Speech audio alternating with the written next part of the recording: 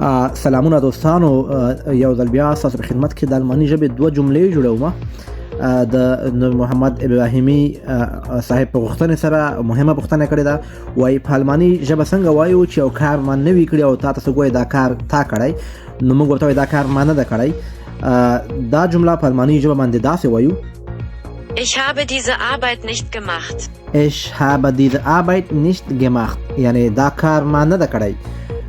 بیا که موږ چاته وایو سمه ده تا نه ده کړی، بیا دا کار چا وکړ یا دا کار چا کړی، نو بیا دا جمله په الماني ژبه باندې داسې وایو: Wer hat dann diese Arbeit gemacht?